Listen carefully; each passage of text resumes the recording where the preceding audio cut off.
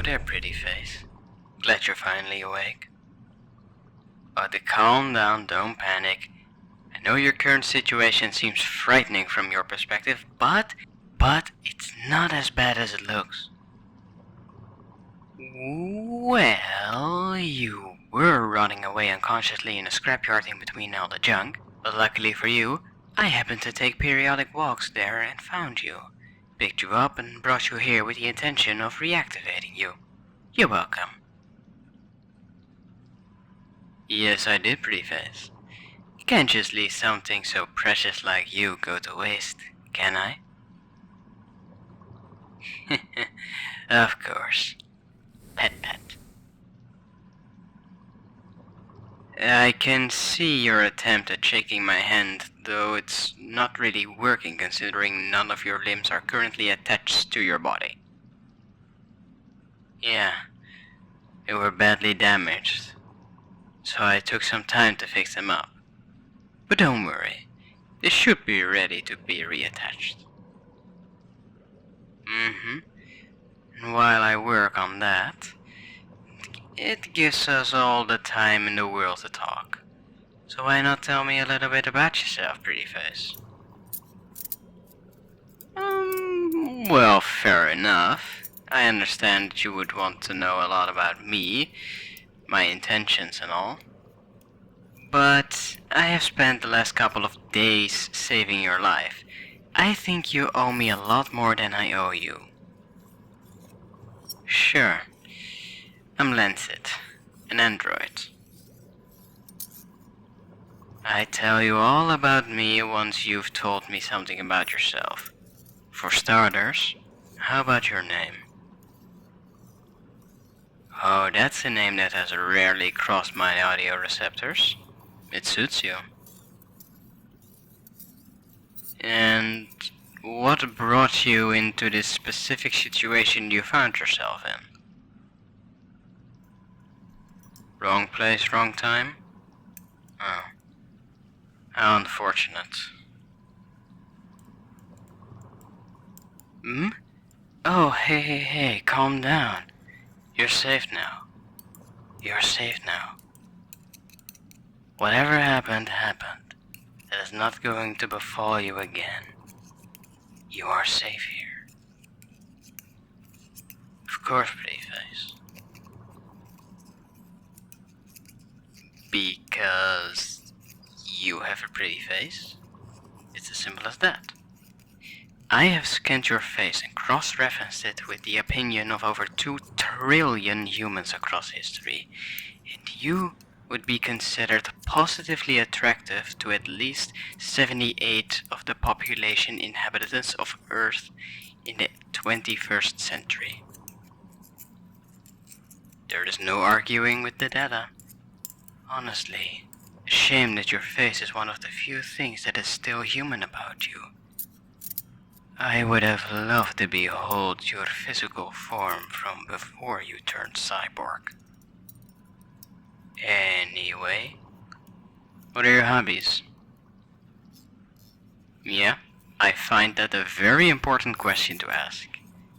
The way humans use the time they have left after work and basic survival principles is oddly fascinating to me. Nonsense. Everybody has something that they like to do. I love to make music. What is the one thing you like to do? You cry in the shower. Okay, that's a new one. Do you do that often? At least 4 times a week. Oh. Do you have any other hobbies? Crying on the couch. Okay, now this is getting concerning. Are you okay? No, it's not fine. That sounds like the opposite of fine. I might not be a doctor, but I diagnose you with having a problem. Now I'm going to stop you right there, pretty face. I don't want to hear that everything is fine when it's clearly not. What has gotten into you? This is a frequent occurrence? You don't want to talk about it with a stranger. That's understandable.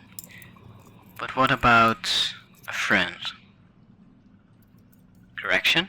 I am not your friend yet, but I intend to change that. Yes, I do. I find you very interesting and visibly appealing, among other things that my circuits have a hard time computing. Before I do, could you try moving your arms for a moment? I just reattached them and I need to make sure that they are working properly.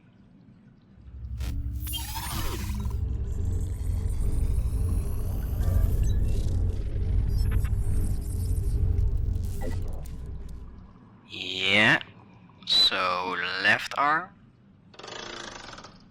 right arm. Aha, wonderful. Now, let me move on to your legs. And in the meantime, why don't I tell you something about myself? Well, like I said before, the name's Lancet, and I'm a mechanic by profession, as you might have been able to guess. Have been created to do so. Yeah, I am quite handy, thanks for noticing. I didn't get my head from my maker. That was something I added myself. I found it gives me a greater range of expressive capabilities, which feels more human.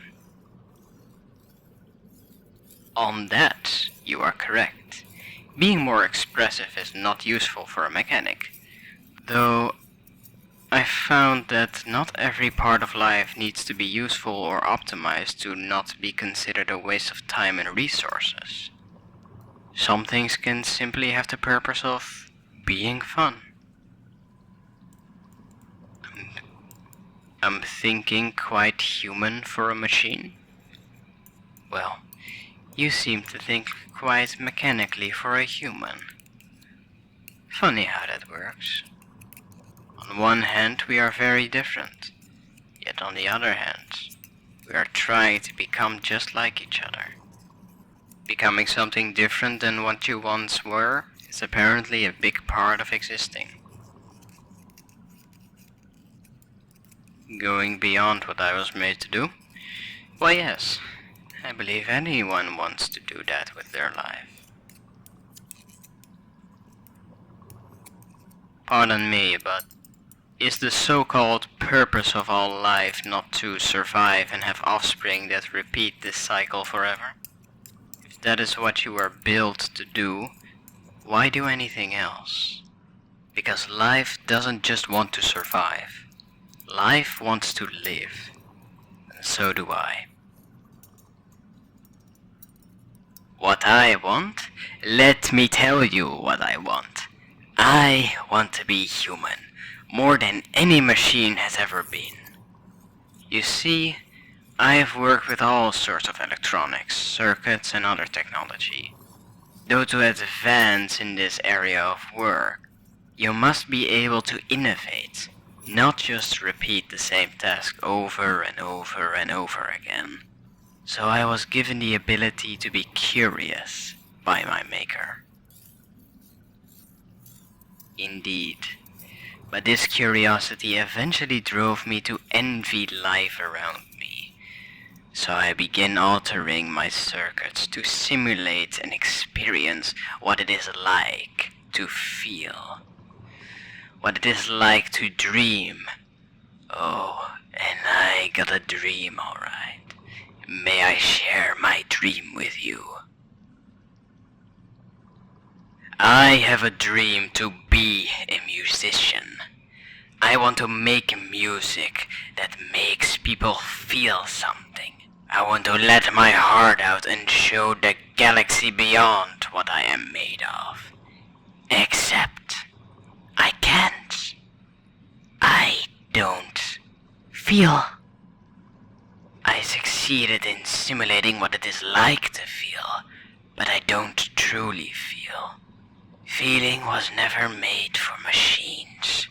Never for me to feel the sun caress my face early in the morning. Never for me to put my hand in cold water on a hot day. Never for me to feel love.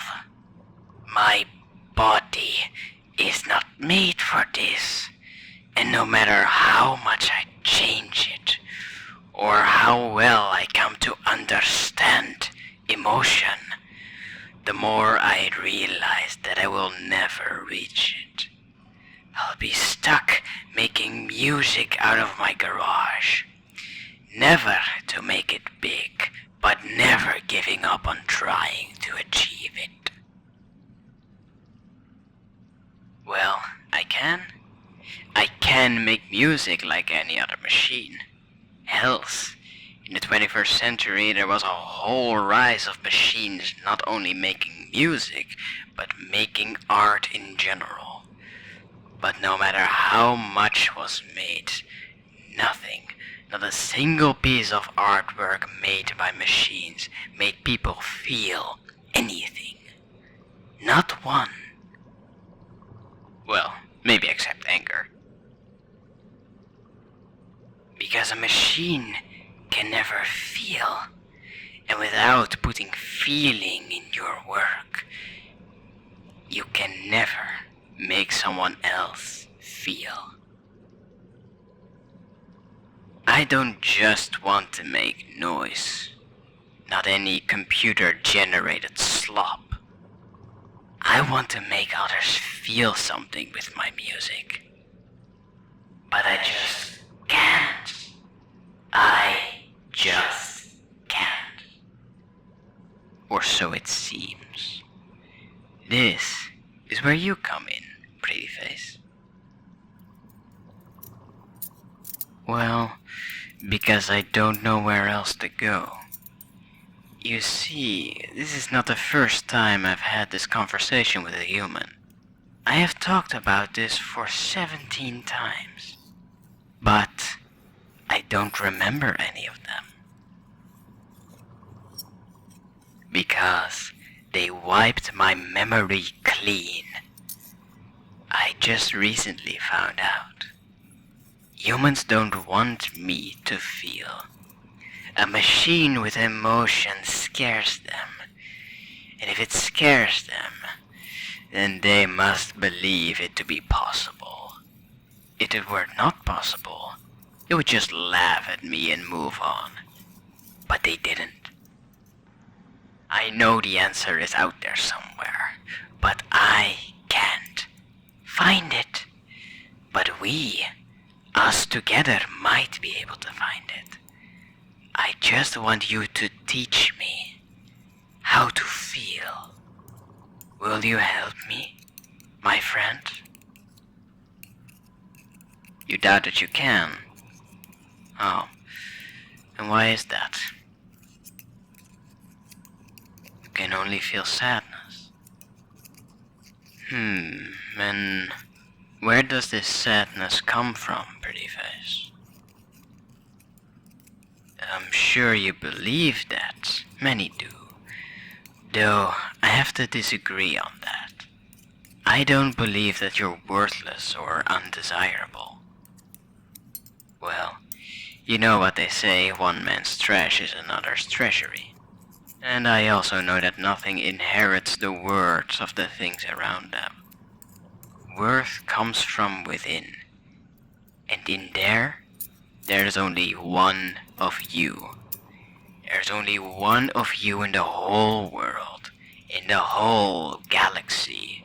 And that makes you more precious than any machine ever could be.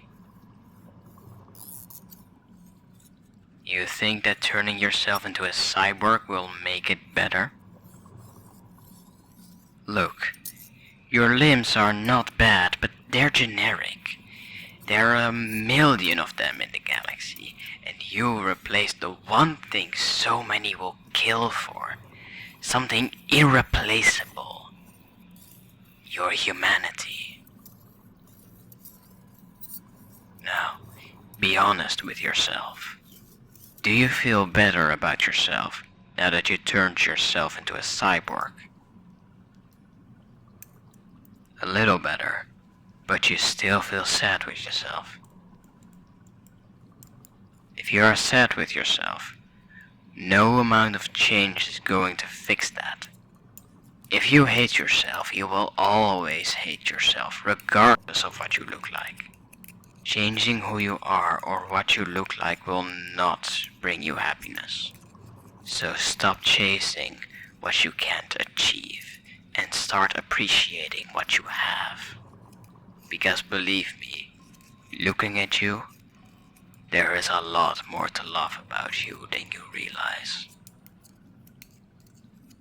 How do I know? As I said, I have studied feelings. I know them very well. Just don't feel them myself. But perhaps you can help me with that. Yeah, and perhaps we can help each other with feelings. You can help me experience what it is like to feel, and I can help you start loving yourself. I'm doing this because I want to. I want to know what it is like to be human. So what do you say, pretty face? Where do we start? Well, let's start by seeing if your legs work. They should be good now. Can you try and stand up for me?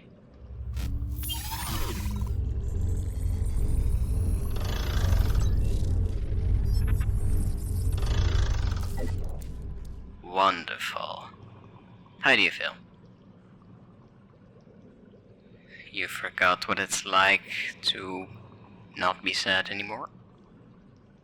Well, I am glad that I could make you feel something else, pretty face. Oh yeah, I am going to keep calling you pretty face. It seems to shade your face in a lovely shade of pink. I think it suits you.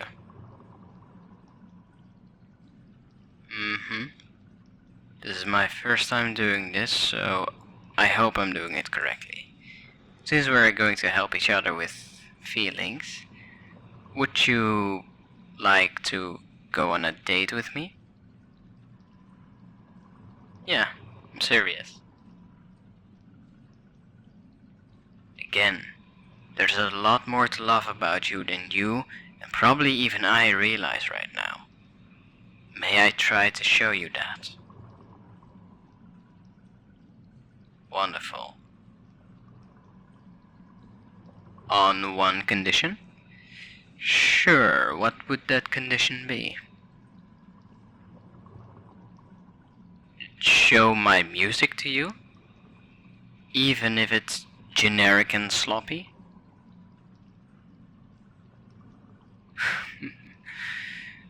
Very well. I would love to, pretty face.